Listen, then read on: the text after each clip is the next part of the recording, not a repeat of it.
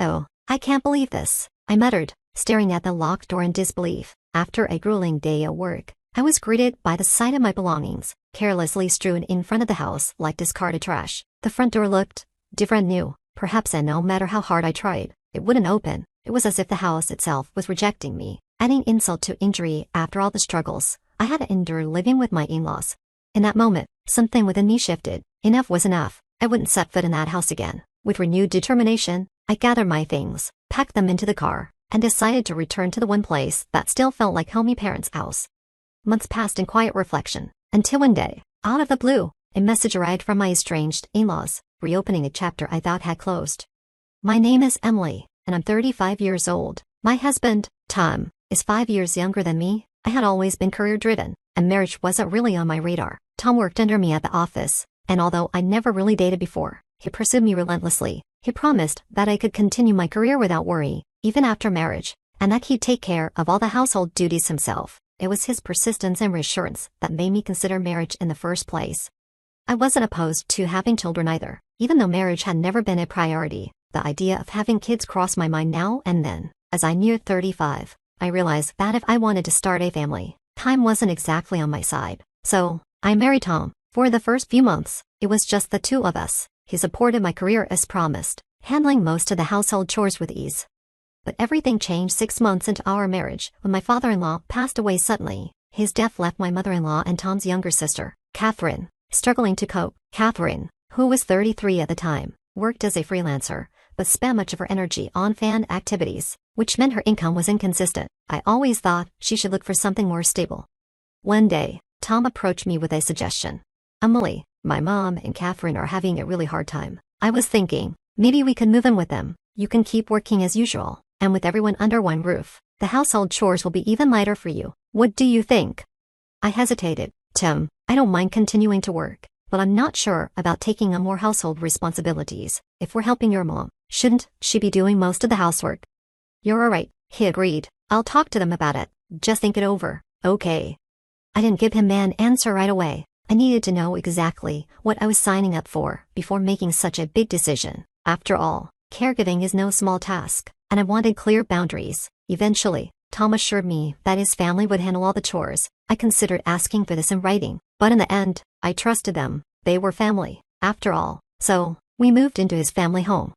The first day we arrived, I went to greet my mother-in-law, ready to start this new chapter together.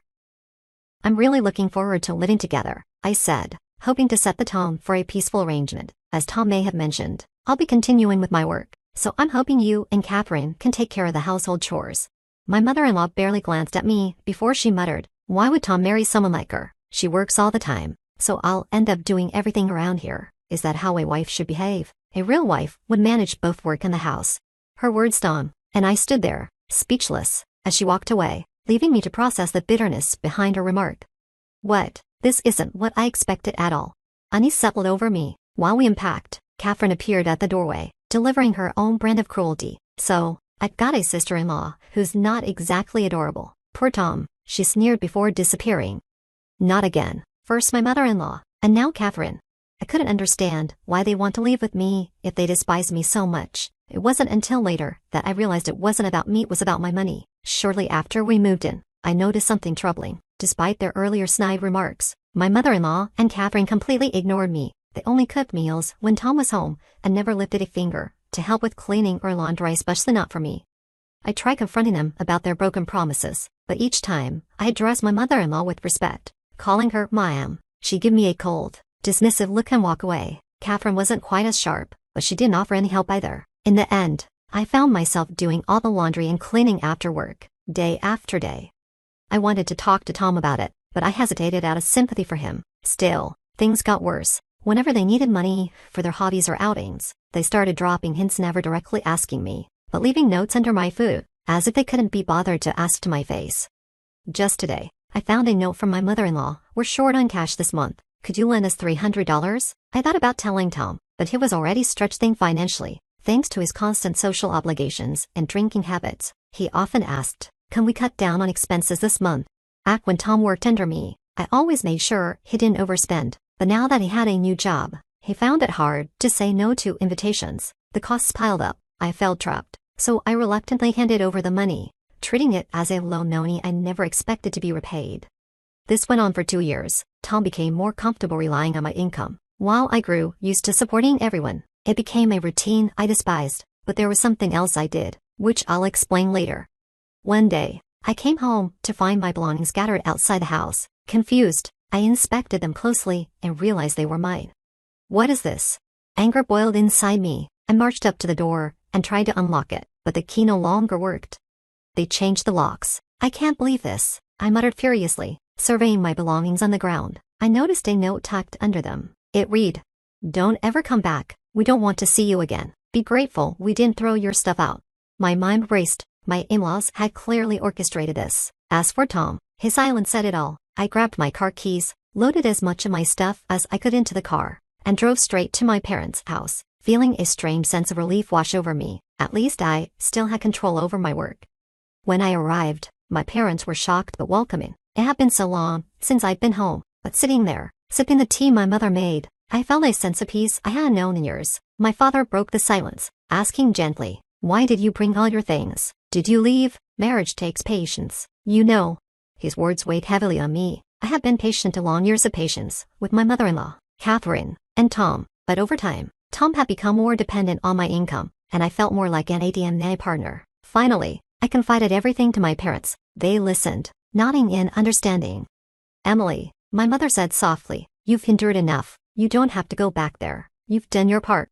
My father added, "Maybe it's time to consider sending Tom divorce papers. He seemed like a good man when you married him, but money can change people. It's a shame, really." Both my father and mother showed me a genuine sympathy I hadn't felt in years, and it took me by surprise. Tears began to well up unexpectedly. "Has it been that hard for you?" my father asked, his face filled with concern. "No, it's just, I haven't felt this kind of understanding in so long. It's comforting," I replied, wiping my eyes. After a moment, I added, "Like you said, Dad, I'll send Tom the divorce papers, but I want to see how things play out first. I have a feeling something interesting is going to happen soon."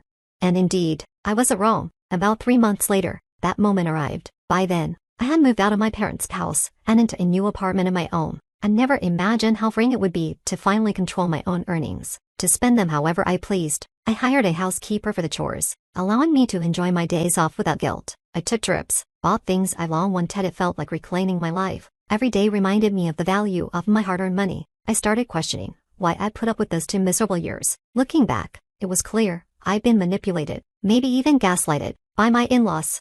Then, 3 months to the day after they changed the locks and threw my things out, my phone rang with an unexpected call. I almost ignored it at first. After dismissing the first, then the second, the third came through urgently. They must be in trouble, I thought, deciding to pick up the fourth call.